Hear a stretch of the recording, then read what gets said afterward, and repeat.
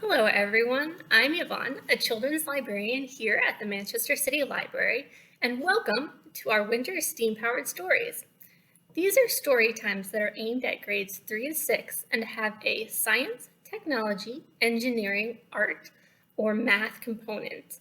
For copyright reasons, our stories are only going to be read in person at the library, so please visit our website to register if you would like to join us. In-person attendance is also going to guarantee that you get a kit to create our craft with. But I also thought that we could continue posting some of our crafts and activities here so we can share it with as many people as possible. So let's get into this week's STEAM-powered story.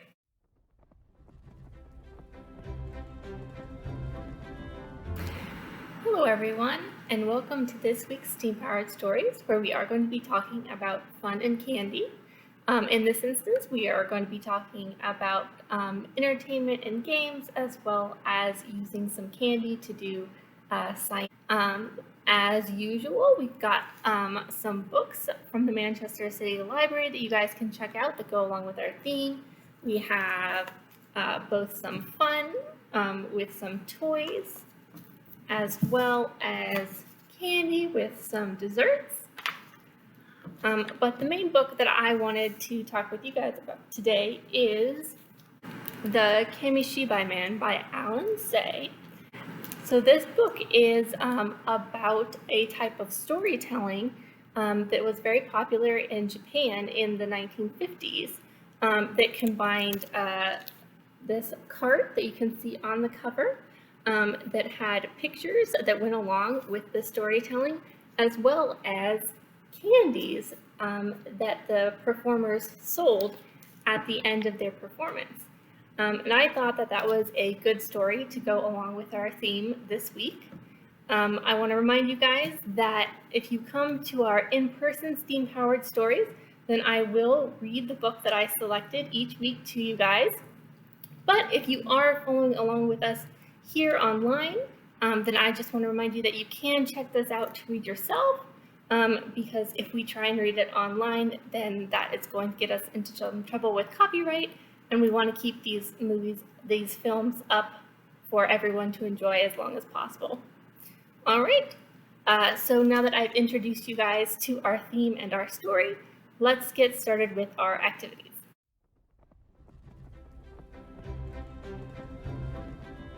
All right, so for our first activity, we have got our cup with some water in it.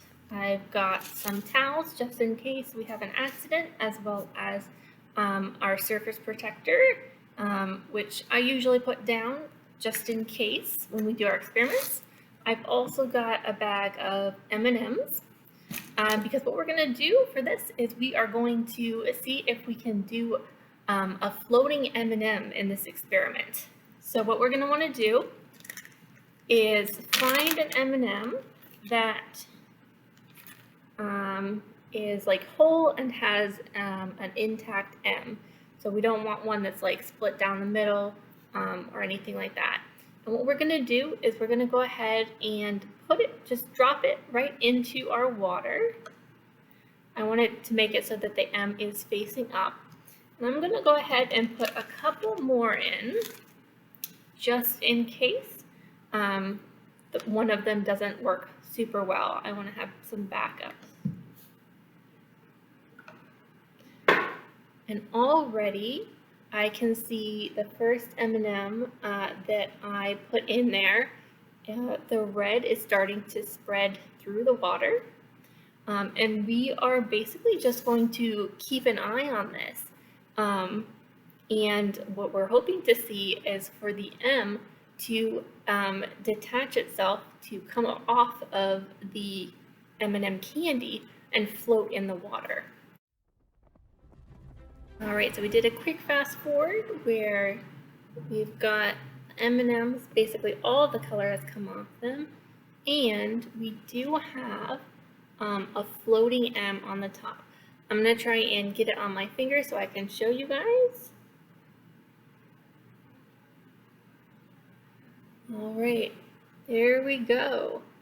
So this little M here was floating on top of the water right before I just snagged it up with my finger. And the reason that the M will actually float off like this is because most of our candy M&Ms here are water soluble, which means they will dissolve in water. But the M is not. So as the shell of the candy dissolves, then the M just floats right off because everything underneath it is disappearing into the water. So the M itself is actually made of an edible paper, which takes a lot longer to break down in the water. So if we left it here long enough, then it probably would also kind of fall apart, but it takes longer than the shell of the candy, which is why we get this cool floating effect. All right, I hope that you guys enjoyed this little experiment. I hope you guys enjoyed making some weird colored water as well. You can mix up your colors to see what kind of cool effects you can get. And like I said, I did put in 3 M&Ms and I only got 1 M to come off really nice and cleanly. So if it doesn't work out the very first time you do it, just drop a couple more M&Ms in the water and see if that works better. All right, let's move on to our next activity.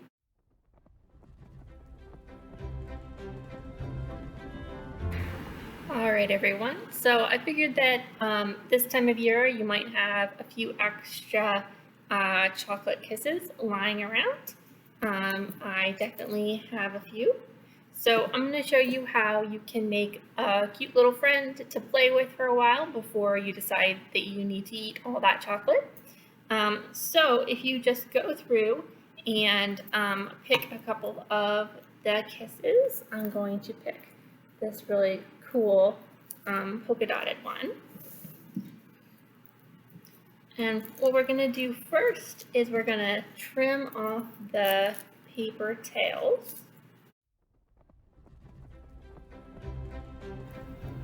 And then we are going to go ahead and tape or glue them together at the bottom.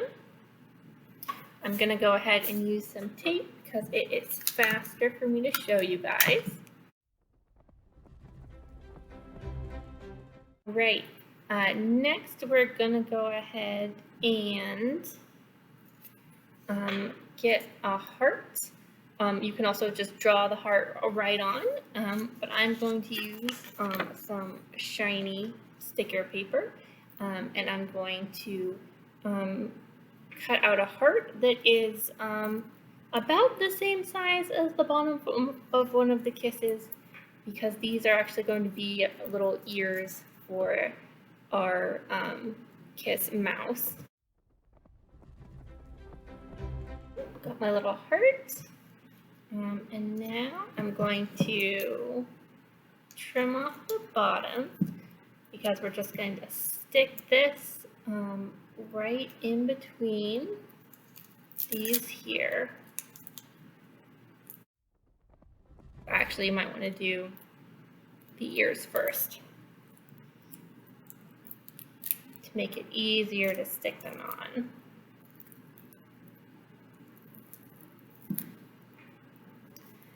Of course, you can also color the ears before you stick them on or after.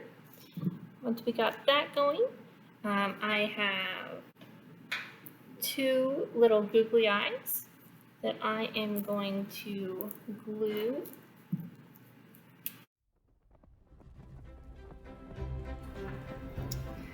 Then we're going to add a little nose with this tiny pom-pom. And as the last step, I've got some string for a tail. Take that. And again, I'm just going to use some tape because it's quicker. Then I've got a little Hershey Kiss mouse friend.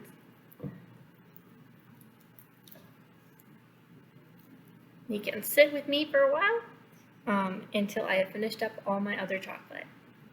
All right, I hope that you guys enjoyed this quick little activity.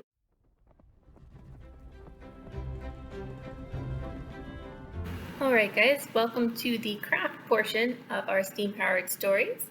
If you went to our in-person steam-powered stories this week, you will have gotten a kit that looks like this.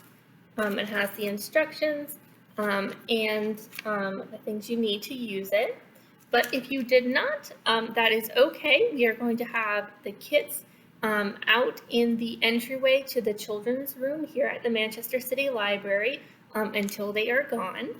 And if you are not able to get a kit, that is also okay because we are going to go over what you need. So in the kit, we've got some circles. These are out of cardstock. They're about 2 inches in diameter. That means from here to here. And then we've got some holes punched in the sides. In the kit, you're going to have 4 of these, so you can do 2 of our simple cartoon thaumatropes. You're also going to have some yarn. These are 8 inches long, but you know, it doesn't have to be exact. And again, in the kit, you're going to have 4 of these, so you can make two of these thaumatropes all together. But we are going to be working on this one, so you need 2 of your circles. And basically what we're going to do is we are going to put a picture on, or half of a picture on each of these discs. And then we are going to combine them together through a spinning motion. So what it asks you to do in our instructions is actually to make a cloud and some raindrops.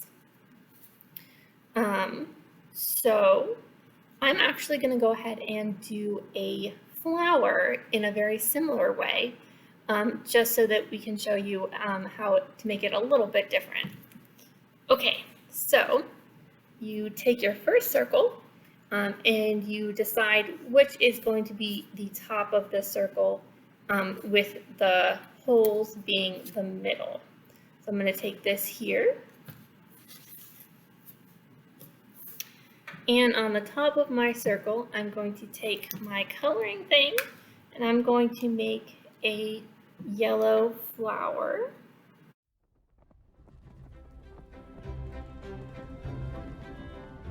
Like that. And then on my second circle, I'm going to take the bottom and I am going to draw the stem part of my flower.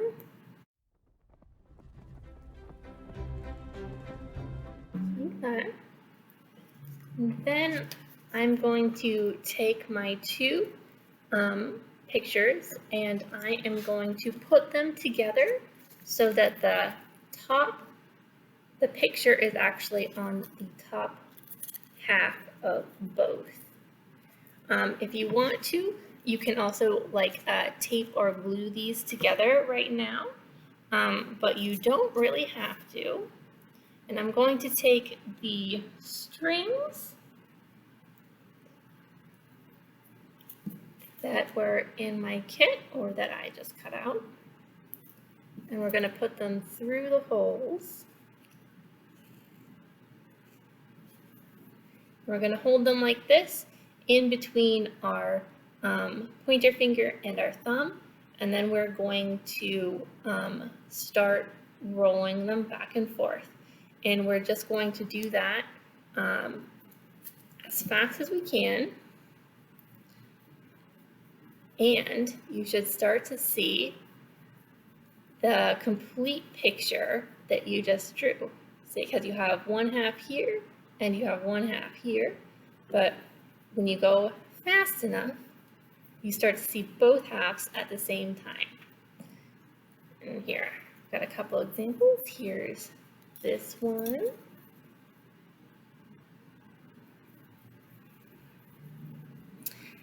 And then once you get comfortable doing it half and half, you can also make it more complex and start doing it all over the place, as long as you can make them match up, which I kind of did on this one. Can you guys tell what I wrote, what kind of picture I made? So there's all sorts of really fun things that you can sort of make appear like this. So our brains are always trying to make things make sense for us, right? And so when we see someone like walk across a room, we don't necessarily see them walk the entire way, but our brains are like, oh yeah, it makes sense that they walk the entire way. And it's similar to cartoons, because a cartoon is just a series of still pictures that move by really fast. And so when they move by fast, our brains think, oh, well, that must be one smooth motion. And that's basically what is happening here, except instead of making the motion go kind of like sideways like a walk, it's just combining these two pictures together. And I think that that is pretty cool. So I hope that you guys enjoyed making these simple cartoon thaumatropes with me. And a thaumatrope is just the old-fashioned name for this toy. It used to be really popular back in the day because you can make it easy and it doesn't take any electricity or anything like that, obviously. So yeah, that is what this is called. And now you know how to make them. And if you're ever bored, you can just start putting them together and even sending secret messages. All right, everyone, thank you so much for joining me here for our virtual steam-powered stories. I hope that you learned a little bit and had a lot of fun. I want to remind everyone that you can come in and check out any of these really cool books or any of the ones that I suggest at the end of this video at the Manchester City Library if you want to learn a little bit more or just read some cool stuff.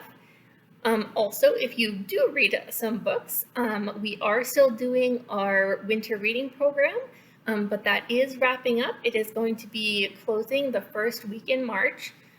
So if you are still reading books for that, or you want to start and just sprint your way through, make sure to go to our website and check it out. We are doing that through Read Squared. So either go and sign up yourself or call or visit the Manchester City Library and have us help you with that. So normally we would be having Steam Powered Stories again in 2 weeks, but we are going to be doing something a little bit different. So we are still going to be having some Steam Powered Stories in person at the Manchester City Library, but we aren't going to have anything online in 2 weeks. Instead, we are doing a sort of a winter wrap-up. So we are going to have some activities from all through this winter. And we are going to do that kind of through a longer portion of the day. So if you want to come in and maybe do some activities that you saw here but weren't able to come and do in person, we are going to have some of those out for you to do. So go ahead and go to our website to upcoming events and sign up for a time slot for 2 weeks, which is going to be on March 1st. So go ahead and look at that if you would like. And if you're not able to join us for our winter wrap-up Steam Powered Story event, then I will see you guys back here online in 4 weeks, and then we will continue with our schedule. Either way, I hope everyone has a good time learning, reading, and exploring the world until I see you guys again. All right, bye everyone.